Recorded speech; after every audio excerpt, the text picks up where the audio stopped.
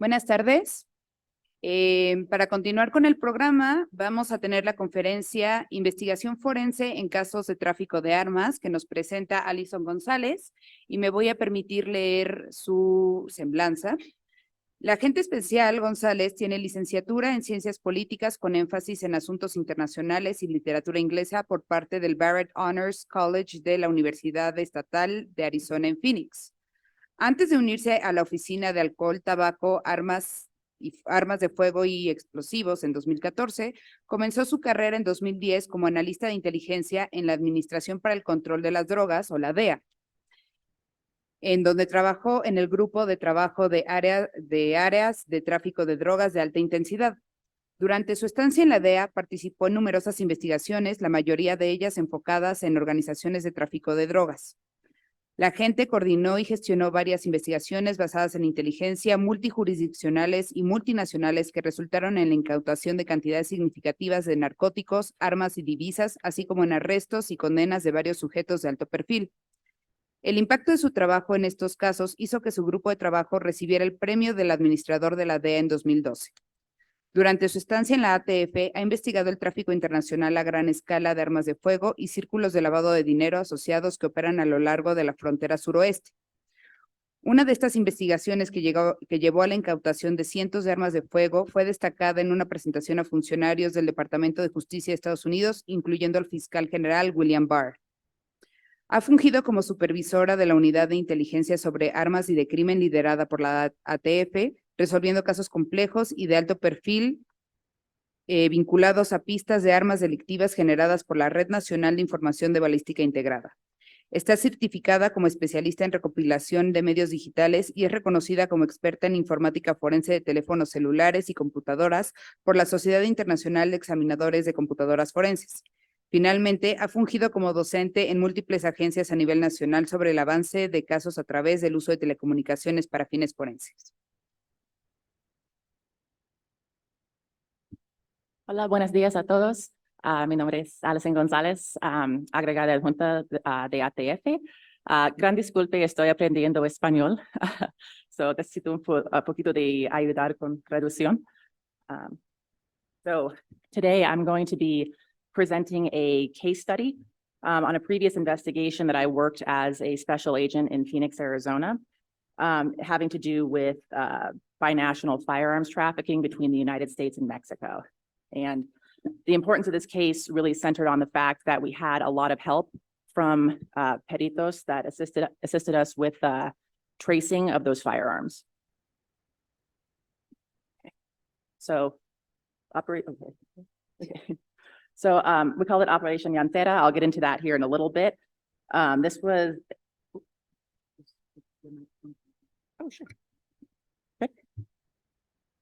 This was an investigation that was initiated in July of 2020. I received information from an informant regarding an individual who was manufacturing and selling firearms and silencers near a tire shop or a vulcanizer shop in the city of Phoenix. We received a video from the same informant that was showing a firearm with what appeared to be a suppressor attached to it that was right adjacent to the location of this tire shop. So following this information, we conducted a number of follow-up protocols to detect gunfire around the Llantera. Normally what we'll see is if people are attempting to sell firearms or trade in firearms, they'll be doing function tests, sometimes dry or live firing the gun. So we were able to place different, I guess like sound devices around the Llantera called Firefly devices. And we were able to see that there had been gunfire surrounding that shop around the times that we received video of these firearms being posted. We confirmed this in Google locations that this was the tire shop. So in January of 2021, after confirming that there was some sort of firearm activity being conducted at this shop, we then opened an interagency investigation led by the ATF. We then received authorization to use electronic surveillance equipment, which was granted by our prosecutor's office. So once the prosecutor has approved use of equipment like that, we are able to do undercover operations, go up on telephonic wires, and install extra audio devices and things along that nature. So this investigation, we incorporated several operations that had previously been conducted in the area. So not only were we picking up on a bunch of like gunshot activity happening at the tire shop, but through the use of NIBIN or IBIS, we were also detecting a large amount of casings in this area. So we knew that there had been a large number of guns fired, whether for testing purposes or in violent altercations, we didn't know. But we started both collecting the casings and noting where all of the shooting activities were happening around this shop. So for the next step in the investigation, the suspects that we were given information on by the informant, they were queried in our law enforcement databases, and it was confirmed that they were already under investigation for firearms trafficking due to the fact that they had purchased multiple firearms that were recovered in Mexico. This was all done with the aid of the peritos in Mexico. Specifically, these guns were recovered in Tijuana in sometimes in just recovery incidents at search warrants, but one was recovered in an officer-involved shooting with an SSPC police officer. This was huge for us because it showed that the brothers had been previously involved in trafficking firearms internationally, as opposed to the illegal sale of firearms out of their business in the United States. We also at this time were able to confirm a financial structuring activity, and that was with the movement of money from Mexico to the United States via Cash App and MoneyGram wires. So let me go back one. So we noted that there was a history from November of 2019 where ATF special agents had contacted these targets of the investigation, these two brothers working at the Llancera as these purchasers. What's important in the majority of the United States is that for us to be able to prosecute someone for firearms trafficking, they have to be made aware of what they're doing and the fact that it is illegal to engage in the business of buying and selling firearms without a license. So because of the help with the peritos and these traces, and the ATF agents at the time being able to prove that they were buying guns ending up in Mexico, they were served with a warning letter. And that shows our United States Attorney's Office that we have made the brothers aware that what they're doing is illegal and that we can bring charges if there are additional instances of trafficking. So following the background portion of this investigation, which was largely built up with this trace data, we then introduced undercover agents. So we had multiple special agents with the ATF and Phoenix Police Department acting in an undercover capacity. We used our informant to set up a deal with these two suspects in order to arrange multiple firearms buys. So in the initial deal, we discussed the purchase of both Glock pistols, Glock selector switches, and other items of interest. And then in the following months, undercover agents made separate bulk purchases of firearms and grenades from the suspect. The two suspects, the brothers, there was a primary brother. And again, I apologize. I can't give a lot of name details in this because we do have spin-off investigations. But of the two brothers, the older, who was the more prolific purchaser, made multiple statements that he can get our undercover agent suppressors, drop-in auto sears, and firearms noted as weapons of choice by cartels. And I'll get more into what those are here in a minute. So following these buys, all the firearms that we had bought over the course of multiple months, they were then entered into both IBIS and to E-Trace. So we noticed that there was a very intense pattern in both of these systems. So in IBIS, where the guns were all test fired and the casings were compared to the casings that we have in our IBIS and NIBIN systems. We discovered that in a lot of cases, these guns had been previously fired and casings had been collected around the Phoenix area. So we knew that they were most likely involved in either connected or associated firearms crimes with this case prior to being sold to our agents. All the guns were additionally put into E-Trace by our peritos, and they showed us a very intense pattern in which there were, while we had hundreds of what we call straw purchasers, so people that bought the guns directly before they were sold somewhere else, we noticed that there were 2 individuals who had bought the majority of these guns. Additionally, 2 of these guns that were traced from the dozens that we bought were rifles that were that had been previously recovered in another crime in the United States and had somehow been resold. We also discovered during this time that a Jeep with Mexican plates was inspected during outbound operations in Nogales, Arizona, attempting to travel into Mexico. Numerous belt-fed and high-caliber firearms and ammo were recovered, and the driver, upon interview, confirmed that those were destined for Mexico.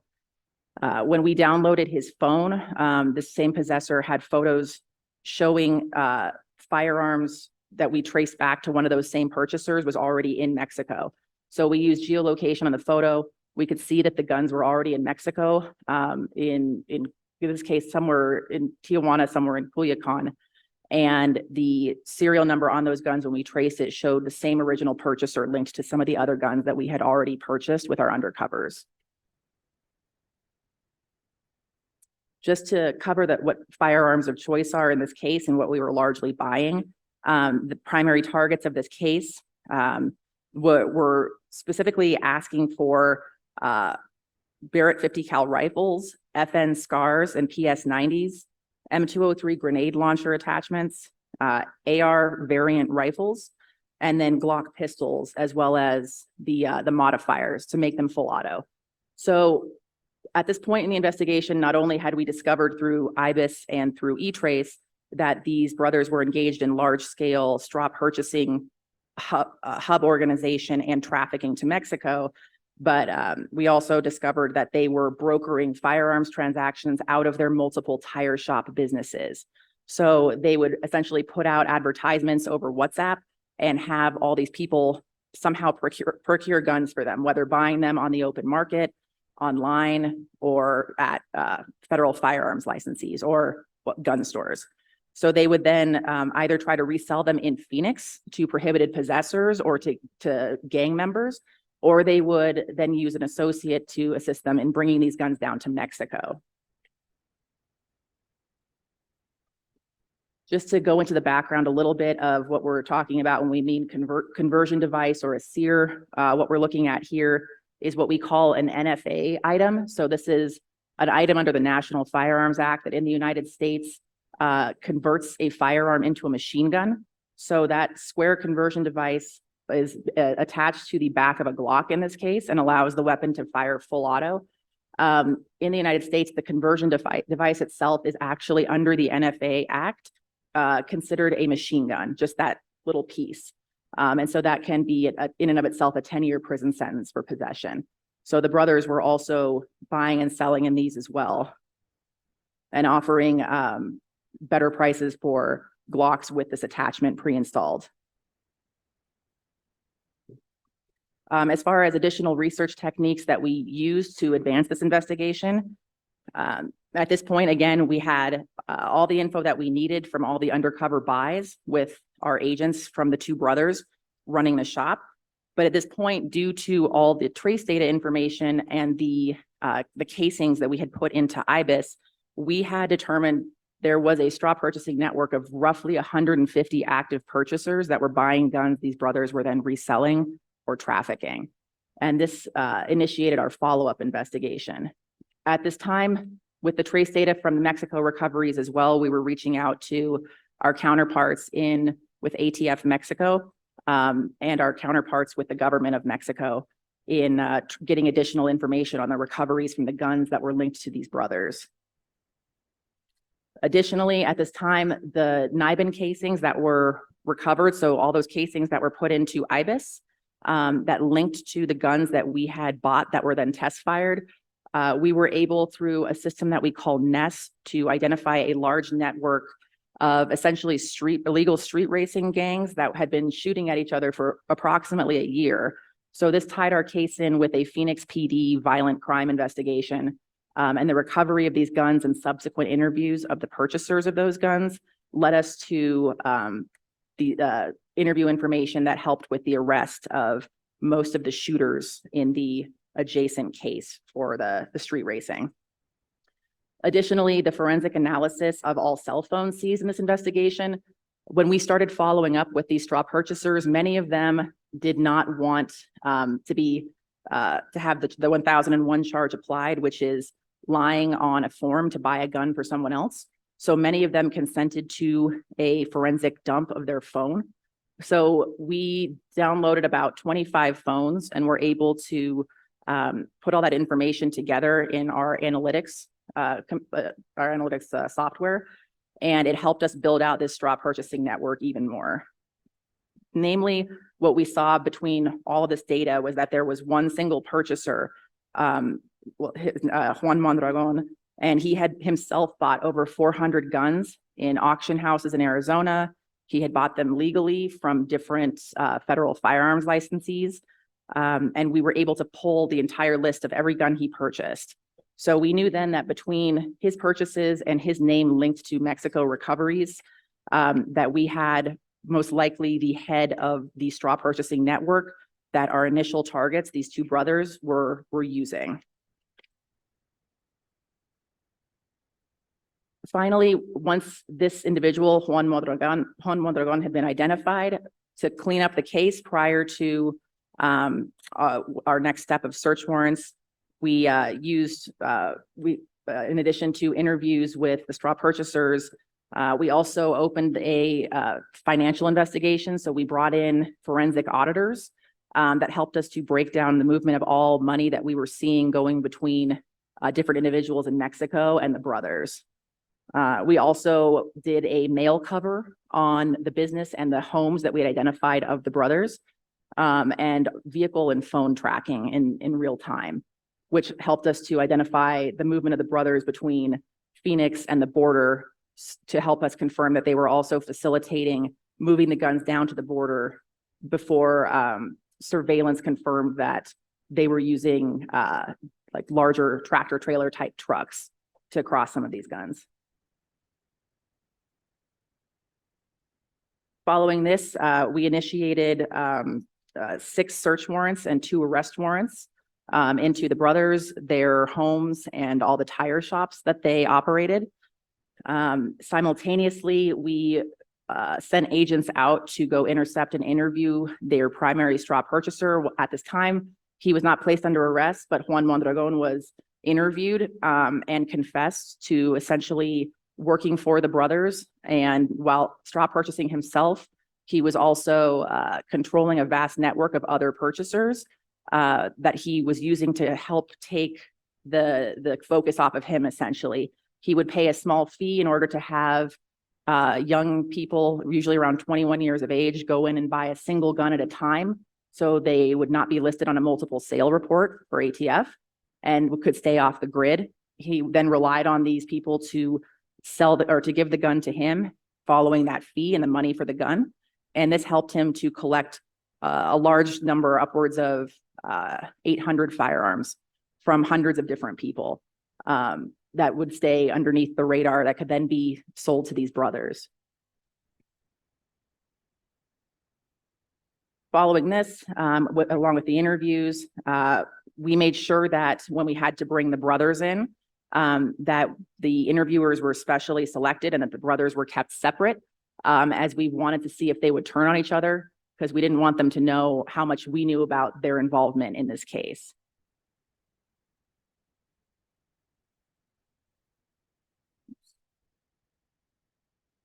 So following the search warrants, items seized as a result were 71 firearms at the time, approximately $80,000 in cash, 25,000 rounds of different caliber ammunition, and 4 vehicles. We also were able to confirm from license plate reader information and looking at the vehicles that 2 were involved in reported street racing. So we knew then as well that the brothers were actually also involved in these street racing gangs from which we had recovered those casings that were entered into IBIS. We also, at this time, identified 5 other fringe suspects. So separate from the brothers and separate from the straw purchasing faction, there were also family members that we realized were facilitating the money laundering aspect of the money being transferred in from Mexico. So we took statements from them at the time with our forensic auditors that were on scene at the search warrant, and were able to continue with an investigation of the money laundering portion of the Ciencias business. And this is just a portion so you can see of kind of what we pulled out of the house. In this case, the brothers tried to separate where all the items of evidence were. One house largely contained the ammunition, while another contained the firearms that were, as we found out in later interviews, all set to be trafficked through Nogales into Mexico. These are additional like higher rifles with high capacity magazines. There's some Glocks up top that we identified that had the Sears already installed on them, making them machine guns. And then there was US currency hidden all over every residence as well as in the businesses. And here's another shot. You're going to see in here too what we call Gucci Glocks. So they're Glocks that are very popular aftermarket in the United States. Businesses like ZevTech will add additional features to them that make them fire more smoothly, or just generally have the kind of a more flashy appearance. So information obtained from the cell phone forensic data that we got from the brothers when we seized those at the time of the search warrant confirmed to us the complex straw purchasing network that we had already built out from all of those traces and from the interview with Juan Mondragon. So it showed even more the actual connections that the brothers had to their associates in Mexico that were helping to distribute the firearms down there. At this time, we were continuing for months afterwards to interview all the straw purchasers. We would start with the most prolific, so the ones that were listed to the highest number of guns, and then go down from there. Many of them not wanting to face the 1001 lying and buying charge because they were so young, again, agreed to turn over their phones, and many of them implicated Juan Mondragon as the person who had reached out to them via a WhatsApp group advertising payment in exchange for buying guns. So we were able, and this event or this case actually occurred as well during a massive operation that we had called Operation Snake Eyes. This is something that's done in the Southwest every year. We work with DEA and the U.S. Marshals, and we try to focus on our higher priority suspects and be able to pool our efforts into a larger task force, which is part of how this case was so successful. Because there were so many moving parts, we had extra personnel and more experts that were able to help with the gun analysis and the tracing analysis, just because the networks were so complex.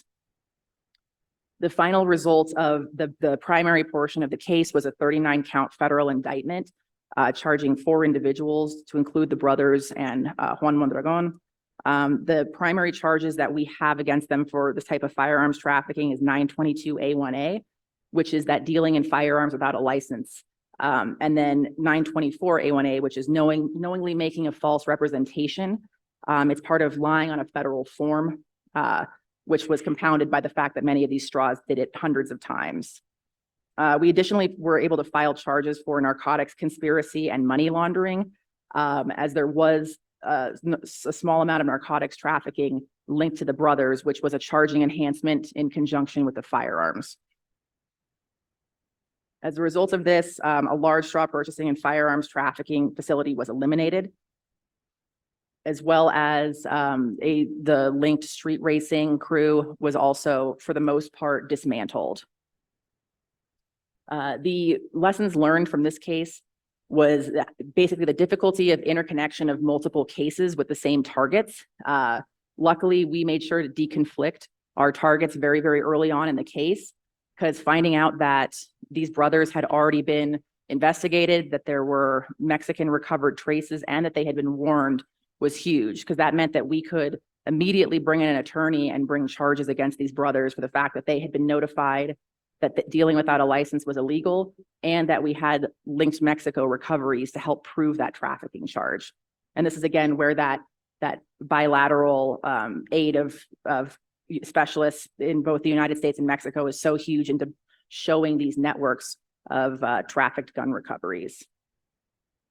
We also were dealing with issues of the administrative nature when doing arrests at multiple addresses with conflicting requirements between agencies.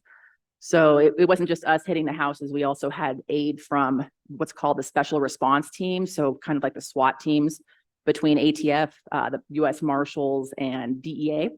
So that was one that we had to be especially careful with because we know that these individuals have a large amount of firearms on them and that they had been involved in violent street encounters and firearms crimes. The final portions of follow-up that we had to focus on would be discovery. So what we turn over to our U.S. Attorney's Office on these cases. The most intense part of this was just the sheer amount of trace data that we have and making it all make sense in some sort of a cohesive chart. And that was, while it was exhausting work to create this discovery, to make the case clear for the U.S. attorneys, it was huge in proving that conspiracy for the illegal firearms engaged in the business charge. So it was a very large volume of information for the case. And it took almost a year to present this in an organized manner to the attorney's office. The other help for us too was the forensic accountants that we had, as well as the peritos that were able to come in and actually have multiple working sessions with the attorneys to be able to explain to them exactly what their methods were. And that's all I have for you guys as far as a breakdown of a kind of example investigation using different areas of expertise as far as tracing and IBIS. If you have any questions, just go for it. Yeah. Yeah. Okay. Good afternoon. Thank you for sharing this information. I have two questions. Number one, what happened with the weapons that you confiscate in those kind of investigations? And number two, I understand if you cannot share much information about it, but I want to know your opinion about if we should classify the drug cartels as terrorist organizations, and what is your opinion on that matter? So as far as the first question with the firearms, when they're seized, we do one of two things with them. We have to go through an entire adjudication process on the case first. Once the case is fully adjudicated, the suspects are actually given the opportunity to request their property back. So we'll see a lot of times that even if someone is a prohibited possessor, as the brothers were because of the charges, they'll still try to write essentially a petition in order to get all of their guns back. We have to respond to that with reasons why the guns cannot be returned or claimed by them. Following that, we are then able to do one of two things. So we will generally destroy the guns. However, since we were seeing bulk brand new weapons of choice, a lot of them are kept and they are repurposed as evidence. So, or essentially like props for the agencies to use. So we have a very, very large set of firearms and explosives vaults where we can provide those for undercover operations to show guns, to make them more realistic, or to provide photos of mass amounts of firearms. So it's a repurposing. Thank you. Oh, sorry. Okay. Go ahead. Okay. Yeah, and as far as terrorism, I can't speak to how the Mexican government will ultimately choose to classify drug cartels. However, I can only give my professional experience as a special agent in that they are, extremely dangerous. They're extremely, I think, cancerous to both countries, and we have a very complex relationship between our country and Mexico now, and we carry a large responsibility to keep guns from falling into the hands of cartels. Okay, may I ask a question? Oh, yes, okay. Thank you very much for the presentation. I just want to ask you what kind of latest technology are you using in order to trace the movement of weapons in the United States and also obviously across the border? Are you using some kind of, let's say, late generation artificial intelligence or something like that in order to detect this movement? That's So it. primarily, it's a great question as well. Primarily, E-Trace is what we are using in the States, just along with the peritos here in Mexico. So every firearm that is traced, we note in the E-Trace system, the master system, where the gun was traced from, as well as the original purchaser. And so with that, we are able to pull from the E-Trace system statistical maps of the origin and the end result of that firearm product. And so that's helped us to establish the primary cities and states, for example, that these guns are being purchased from. Right now, it's Texas and Arizona are the primary purchase states that we're seeing from these guns that are ending up in crimes. And that's generally due to the fact that those states have more lax firearms laws. It's a lot easier to acquire guns there. And as an agent, I worked in Phoenix, between Phoenix and Tucson in Arizona for upwards of 9 years. And so I can say it's very easy to acquire firearms in that state in private sales as well as through stores. Well, my question is about the forensic analysis of the information that you recovered from the cell phones. So do you think, or have you detected some form of like alternative communication methods between the criminal groups or well, in the criminal groups? Do you mean like forms of electronic communication that they were using for the networks? So primarily what we saw was WhatsApp was the main one at the time. And what we were seeing was there were private groups that had 200-300 people per group. They were generally, it was a word of mouth type situation where people would be invited in, and then it would just be either somebody asking these people to straw guns on their behalf and offering money, or it would be almost like a marketplace. Where it would just be different people trying to buy and sell, or maybe manufacturers trying to sell 3D printed guns or Sears. However, we did see that there was some use, and it's been a bigger trend now, at least in the United States. They had started to go back to using Instagram, like Instagram DMs or Snapchat even. So this was, when this case took place between 2020 and 2021, we were just starting to see that shift, but mostly it was done via WhatsApp. Hay una pregunta aquí adelante y luego una allá atrás.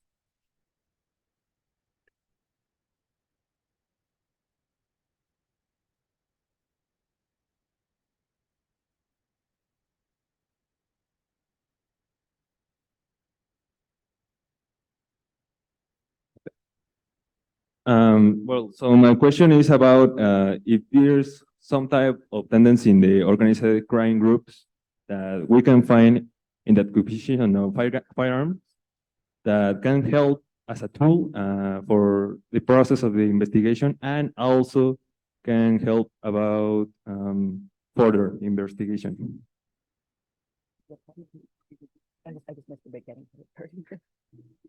¿Podrías repetir la pregunta, por favor? No, sorry, tu inglés es mejor de mi español. Appreciate it. Mejor en español. Bueno, si hay algún tipo de tendencia que se pueda, o sea, que se puede encontrar en el crimen organizado en la adquisición de armas de fuego, que pueda servir como una herramienta para el proceso, al seguimiento de la investigación forense. Okay. So great question as well. As far as trend analysis for the types of firearms being recovered, that's also done partially through the E-Trace system. So we're able to see the trends of the guns that are traced and the numbers of them. We are also able to use our internal ATF system. It's our case management system called NFORCE. And we're able to pull the data out of either individual cases or statistically regional cases to see the make, model, general type of firearms and explosives that are being recovered in these cases. So that'll help us in case studies per region or time frame. Ok, tenemos tiempo para una última pregunta. Hi. My question is about what are the improvements you've made since Fast and Furious operation and wide receiver operation, because as far as I know, they both failed. And also, well, that's the main question. So as far as advancements since Fast and Furious and wide receiver, the biggest difference is we have to be extremely, extremely cautious about how our gun deals are conducted. So we don't engage in what we call buy walk activity with guns. So with the earlier question that had been posed, when we repurpose guns, while we are allowed to show them what's called like flash rolling the guns, or we can show photos of them, we will never let an individual leave an area of a deal with guns, even if there is perceived control of that situation, as a means of not risking those guns crossing the border under the control of our agency. So, and that was actually done during this case as well. We showed photos of different firearms. When the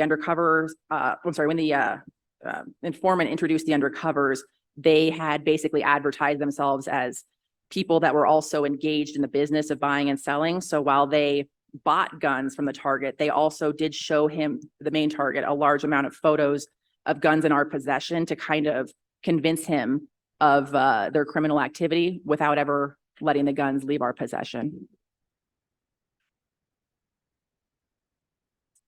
Bueno, entonces agradecemos la participación de la agente especial Allison y le voy a hacer entrega de una constancia.